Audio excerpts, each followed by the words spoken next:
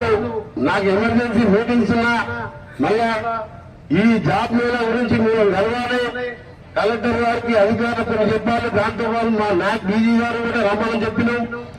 ఎందుకంటే OTC centre అంటే advance technology centre ఇక్కడ మనం ఇంకా నాక్ building national garden of construction అంటే నా ఆర్ఎండ్బి డిపార్ట్మెంట్ ఇది 20 కోట్లతో ఇక్కడ డిఫరెంట్ కోర్సెస్ ఫస్ట్ సెంటర్ నాక్ ఇక్కడ ప్లంబింగ్ కానీ ఎలక్ట్రీషియన్ కానీ సివిల్ సూపర్వైజర్ కానీ land surveyor tailoring fall ceiling ఇవన్నీ కోర్సెస్ ఒక వారం రోజులు టోటల్ బిల్డింగ్ కూడా ఎయిర్ కండిషన్ బిల్డింగ్ వేసి ఇక్కడ అన్ని కోర్సెస్ కూడా స్టార్ట్ చేయాలని చెప్పి నిన్ననే మా డీజీ గారితో రివ్యూ చేస్తూ వారికి ఇంత పెద్ద నాక్ సెంటర్ ఎక్కడ లేదు.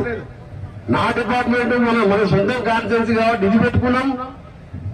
దగ్గర మేము సర్వీస్ సెంటర్ అంత పెద్ద సర్వీస్ సెంటర్ ఈ ప్రభుత్వం వచ్చిన తర్వాత ఎక్కడ పెట్టలే.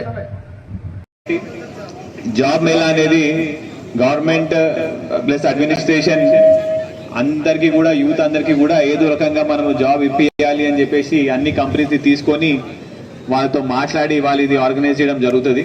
అయితే ఒక జాబ్ వస్తే వాళ్ళ కుటుంబం మొత్తం మారిపోతుంది. ఎవరైనా ఫ్యామిలీలో ఒక జాబ్ వస్తే will be the bread winnowing person.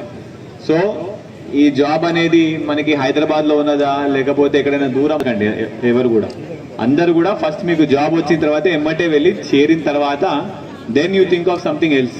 మేము చాలా వరకు జాబ్ మిల్లలో చూస్తున్నాము, ఈ జాబ్ మాకు ఇక్కడ హైదరాబాద్ లో వచ్చింది, మేము నల్గొండలో ఉంటాము, మాకు ఎట్లా ఇబ్బంది కదా అనే ఉద్దేశం ఉంటుంది. ఆ ఉద్దేశం పెట్టుకోకండి.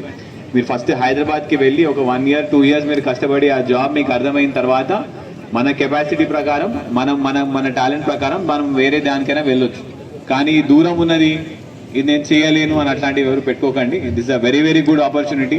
ఎందుకంటే మనము చాలా వరకు కంపెనీస్కి ఊరికనే వెళ్ళి మమ్మల్ని మాకు జాబ్ ఇవ్వమంటే ఎవరు ఇచ్చే పరిస్థితి ఉండదండి. అట్లాంటిది గవర్నమెంట్ ప్లస్ మన డిస్ట్రిక్ట్ అడ్మినిస్ట్రేషన్ డివైఎస్ఓ గారు కలెక్టర్ గారు అందరూ కూడా కంపెనీస్ అందరినీ పిలిపించి ఇక్కడ మాకు అవసరం ఉంది అని చెప్పేసి ఇంత మంచి కార్యక్రమం ఆర్గనైజ్ చేసినారు.